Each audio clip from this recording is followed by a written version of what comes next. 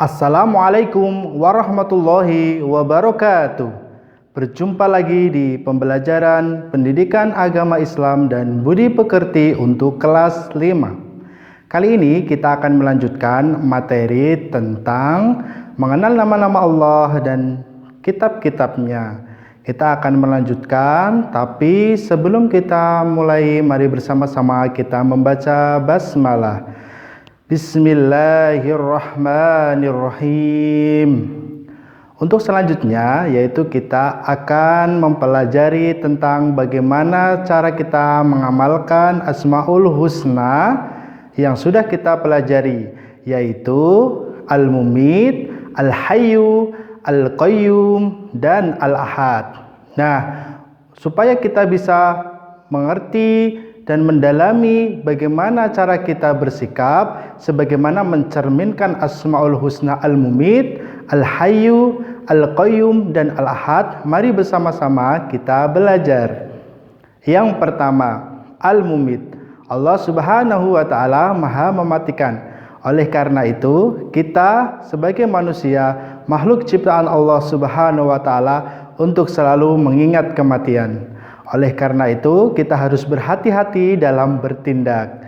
Kita harus berpikir terlebih dahulu sebelum kita melakukan segala sesuatu, supaya kita terhindar dari perbuatan-perbuatan yang tidak baik.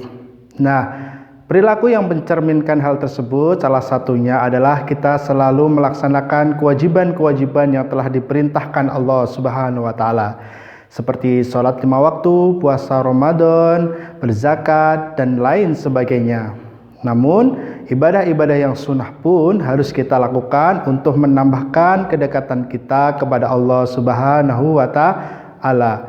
Nah, sikap-sikap seperti inilah yang mencerminkan bagaimana kita mengamalkan Asmaul Husna Al-Mumit, yaitu Allah Maha mematikan. Supaya apa? Supaya kita nanti berakhir atau meninggal dunia dalam keadaan husnul khotimah. Mari bersama-sama kita usahakan untuk selalu sholat 5 waktu tepat pada waktunya, berbakti kepada orang tua, berkata baik, ya, kemudian melakukan segala sesuatu dengan basmalah dan mengakhiri dengan hamdalah.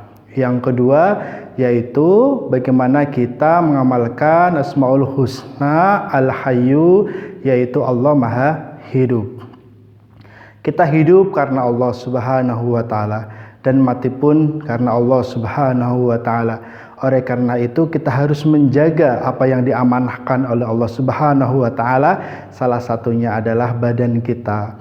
Bagaimana kita harus hidup sehat, bagaimana kita harus hidup tertib, hidup bersih di dalam rumah, dan selalu teratur dalam kegiatan apapun. Nah, mari teman-teman semua kita simak cerita berikut ini. Nah, kalau kalian tahu bahwa orang tua kita itu adalah orang tua yang sangat luar biasa, bagaimana dia menjemput rezeki, kemudian kembali memberikan sesuatu kepada kita, kemudian kita bisa makan enak, makan buah-buahan, minum minuman yang segar. Hal ini dilakukan untuk menghidupi keluarganya. Karena apa? Untuk menjaga apa yang diamanahkan Allah Subhanahu wa Ta'ala. Walaupun hidup itu di tangan Allah Subhanahu wa Ta'ala, namun kita harus berusaha untuk selalu hidup sehat, makan makanan yang tidak berpengawet, hindari makanan-makanan yang haram, dan lain sebagainya. Nah, teman-teman semua, marilah bersama-sama kita melakukan apa yang telah diajarkan oleh Rasulullah SAW.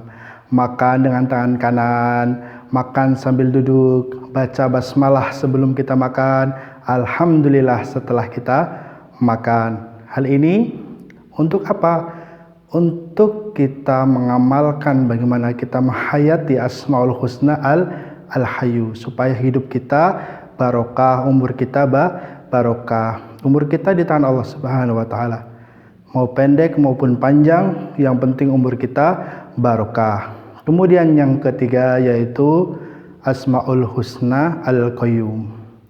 Al-Qayyum, Allah berdiri sendiri. Bagaimana cara kita mengamalkan sikap yang mencerminkan Al-Qayyum? Al-Qayyum itu mandiri.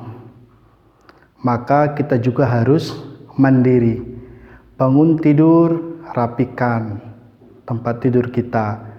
Kemudian ketika kita sarapan, makan siang atau makan malam, kita harus bisa mandiri, mencuci piringnya sendiri, mencuci tempat minum kita sendiri. Hal ini apa? Sepele, tetapi hal ini mencerminkan bagaimana kita mengamalkan Asmaul Husna Al-Qayyum.